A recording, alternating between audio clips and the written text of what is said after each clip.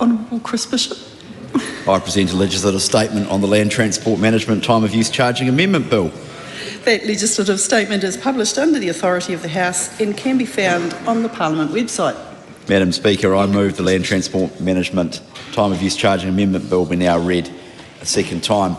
Madam Speaker, this bill is a key step towards modernising our transport system by introducing time and location-based charges. The key point is this: sitting in traffic is not just a nuisance, it is a drain on productivity. And our road taxes at the moment do not reflect when or where roads are used, meaning they fail to address actual demand and network performance. This disconnect contributes towards costly congestion. A recent estimate, and there's been a range, but a recent estimate suggests Auckland could face an annual cost of $2.6 billion by 2026. So there is a need for more sophisticated demand-based pricing to ensure our system remains fair and efficient. Congestion is a tax on productivity. Madam Speaker, I was in New York a couple of months ago, which has just introduced congestion pricing. After years of scepticism, they introduced it in early 2025. Traffic dropped by 7%, over 7%. Travel times improved by up to 40% in peak hours. Speeds increased across the network, even outside the charging zone. And the people I talked to in New York said that actually the streets were a lot nicer to be on. Road pricing, Madam Speaker, can deliver real benefits when done well. Now, there's been plenty of talk about this over the years, but this is a bill that actually gets on with it. It enables a flexible framework designed to suit a wide range of situations and adapt to future needs, but with controls and safety features to protect motorists and the community. It empowers local authorities working with NZTA to introduce charges for road use during peak times, provides a clear structure for how central and local government can partner on time of use charging schemes. A central component of the bill, this is the second point, Madam Speaker, is a clear purpose for all schemes to improve traffic flow and network productivity, not just collecting revenue. Getting this objective clear is important for public support.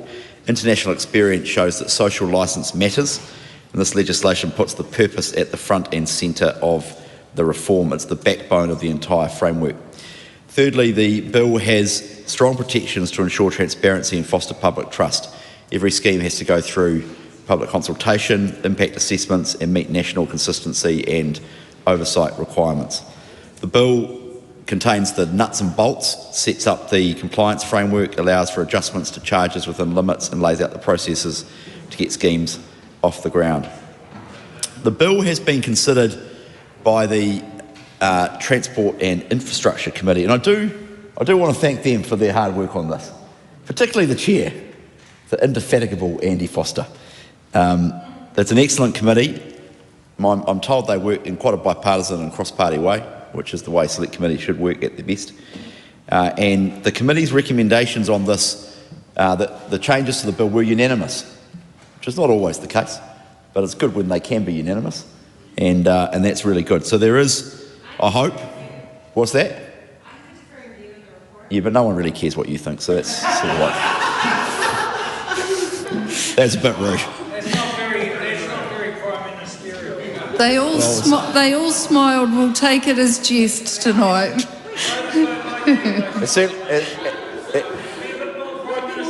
It certainly wasn't very nice. I withdraw and apologise, Honourable Julianne Genter. It certainly wasn't very nice. I wasn't aware that you'd dissented, but well, you put a minority report in, but the recommendations were unanimous, right? Is that right? The recs were unanimous, but the minority report. Okay. Oh, that's okay. Well, it's okay. So I was right. The recommendations were unanimous. That's okay. That's okay. That's fine. Okay. Well, I'm looking forward to hearing what will no doubt be a very passionate contribution from the Honourable Julianne Genter, because if nothing else, there's always enthusiasm. But anyway, I think I'm right in saying that there is cross-party support for this, and it will be a momentous day when that happens, because the first economic study into congestion charging or time of use pricing, whatever you want to call it, I think I'm right in saying was in 1994. So that's now 31 years ago. And so we've known about this for a long time. And finally, we're at least going to legislate to have the framework to do it. So I do want to thank everyone who made a submission. There was 218 submissions, really diverse range of perspectives, quite a lot of contributions from local government, because ultimately they're the ones who are going to have to implement this alongside central government. So I do thank them for all of their submissions. The committee has recommended further refinements to the bill, and the government will be supporting the report back and the amendments proposed by the Select Committee. We welcome the recommendations to strengthen local government influence in scheme decision making. The reported back bill gives local authorities approval rights for key decisions made by scheme boards that will be set up to establish and implement time of use charging. We support that. The committee has also recommended that scheme boards have an independent chair. We support that. I believe these changes will address concerns expressed by some in their submissions on the bill. The committee has also recommended that any revenue left over after the scheme establishment and operational costs, should there be any, are prioritised on initiatives that improve the ability of people to move around the area affected by a time of use charging scheme. We support that. The committee has also recommended scheme boards be able to propose exemptions for large public transport and school buses, reflecting the need to incentivise the use of this alternative to private cars. This change does not involve opening up the bill to allow a broad approach to exemptions. There was, I understand, a bit of debate at Select Committee about this. It's a bit like, Swiss cheese. Once you put one hole in place, you can't stop. So we're not in favour of broad exemptions, which some people have argued for. We are going to have some narrow exemptions, but the whole point at some level is to make sure that people actually face a price signal. So the moment you exempt, the more people you exempt, the less effectiveness there is of the price signal. So by definition, it's not as effective, and we do want to make the scheme effective. There were some submissions, Madam Speaker, around privacy as a key matter. The bill contains several privacy safeguards, but to strengthen these, the reported back bill requires scheme proposals to include privacy impact assessments. NZTA and enforcement authorities must also consult the Privacy Commissioner and publish their privacy policies to ensure transparency and accountability. We support that. There's a range of other improvements around the legal foundations of the boards, which we support as well. So the Select Committee's done a really good job on this. I want to thank Andy Foster and the team on the Transport Infrastructure Committee. They have done an excellent job. The government's going to support this. I'm genuine in my desire to try and make sure we get some bipartisan, cross-party support on this. I think from a productivity point of view, it's just really clear now, after years and years of international experience, this is the right thing to do for our cities, to try and reduce congestion and make sure that we're making a more efficient and effective use of our roading network. Ultimately, that's what it is all about.